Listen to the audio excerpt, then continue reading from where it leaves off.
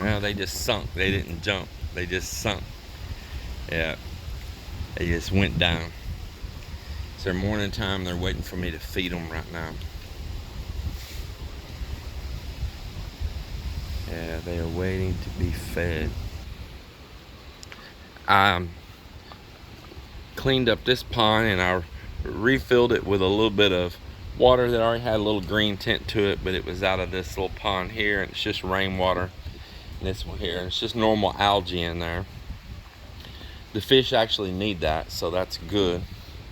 And then I topped it off with water from the cistern, which was just crystal clear water. And maybe like about another 4 or 5 inches, it being completely full.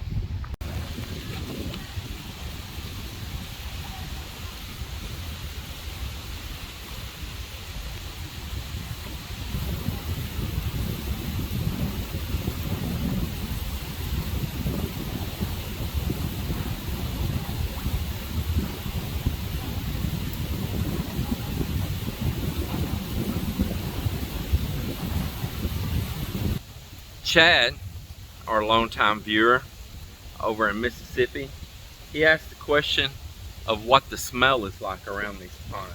You know, does it have a strong odor? And it doesn't. It has no odor. You kind of, the breeze is blowing, you smell water. Yeah, there's no odor. At one time, when I was feeding real heavy organic, of putting plant stuff and all in, and I was allowing that stuff was dropping to the bottom, it did cause like a rotting smell and made a strong odor, almost like a sewage. And I made that filter right there, and I filtered that, and it instantly got rid of that smell. And then we quit allowing that stuff to sink to the bottom, and when we stopped that, and we would remove whatever they didn't eat and then put fresh again and not allow the rest to go to the bottom and decay, all the odors stop. So if you're ever going to do that, don't just let everything settle to the bottom. Put a way for it to float. These banana leaves and these papaya leaves, they will stay floating on their own for a while. If you're going to put anything like the smashed up fruit, maybe put it in a little piece of net that they can still nibble through that net and pull that out, and just hang it off the sides, and kind of make like a feed ball there for them. And that's another way to keep from having spoilage to go to the bottom and all of that decay.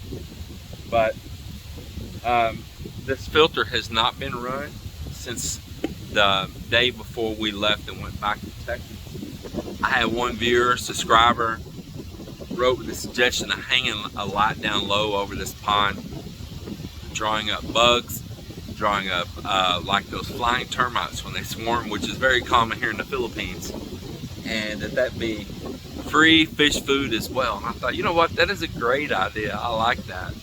And I was thinking, I've got these solar lights around here on the property in numerous places. I've got some more on their way here right now, and I could do that with a couple solar lights, and that would be pretty cool. Just mount right there, folks, and right down on the water, keep it near, and that would be great. That would be a great idea. I like it. And those fish will just feed there underneath that light at night. So I appreciate that suggestion very much. I like that. It's pretty good. Another good natural way to feed them. Just fed the tilapia. They're all on top up there getting feed right now. But if you get over in there, that whole water will take a big jump. Yeah, they're all grabbing the feed off the top there right now. Pretty cool.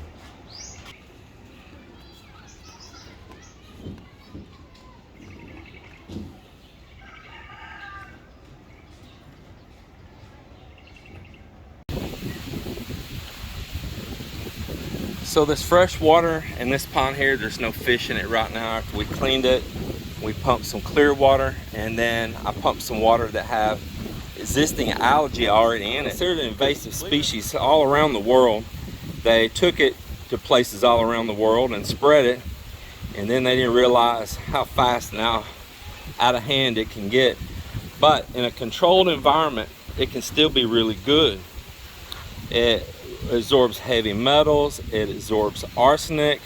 It has a lot of benefits, and it can be used as fodder for animals. And they do that in a lot of places in many countries. And you can feed to pigs, chickens, cattle, but you don't want it to be the 100% only diet, or it could start to turn toxic. So you want it to be just part of the diet, like I say, like a good fodder. Lots of benefits for this, and I've got a blend in here of several different species of duckweed. There's some azolla, and there's another one in there, I forget the name of it, but I'm going to propagate this water here with these and get all of this natural life growing on this pond here right now that has no fish in it. Now this can grow huge, and they grow about 3 feet tall, grows a bloom on it. In Vietnam, they will eat these young tender leaves, and they will eat the blooms. Some other countries as well. So this will all be nice right here. This plant, I'll put all the information about it here on the screen.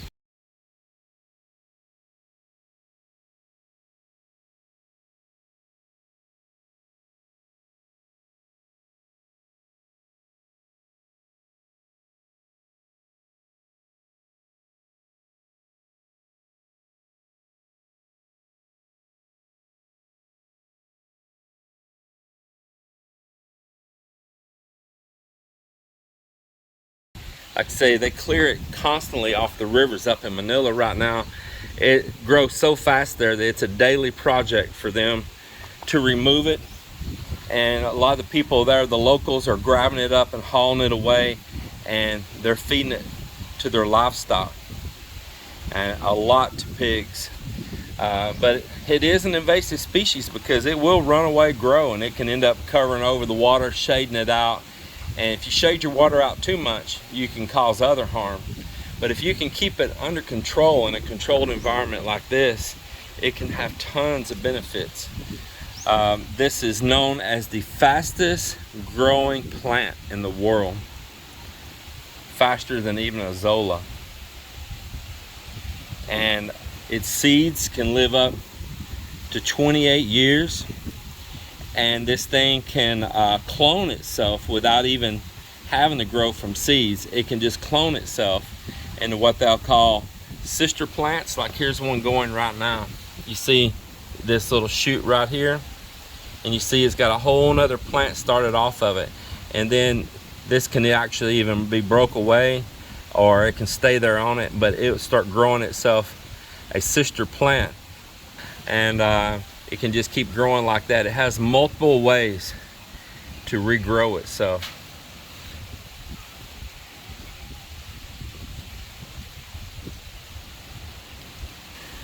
So this is some natural things we're just going to put on the water right here. And while I have no fish in this, I'm going to get all of this started growing, and we'll see how it does with nothing eating at it.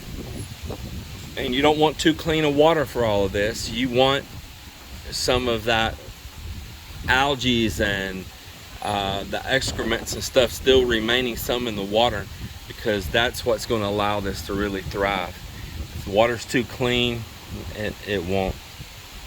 There's nothing beneficial there for it.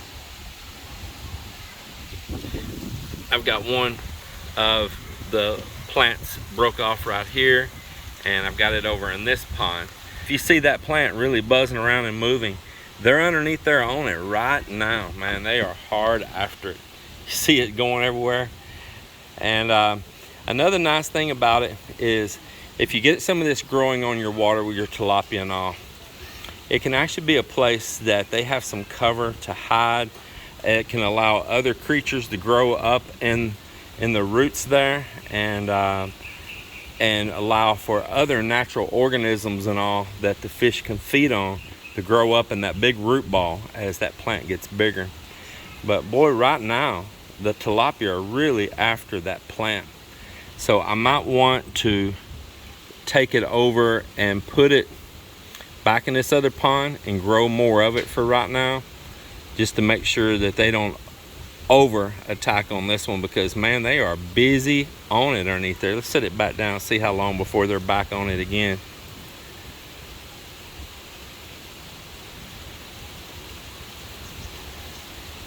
Oh, they're already there at it now. It's already jerking and moving around. So apparently the tilapia are really attracted to that.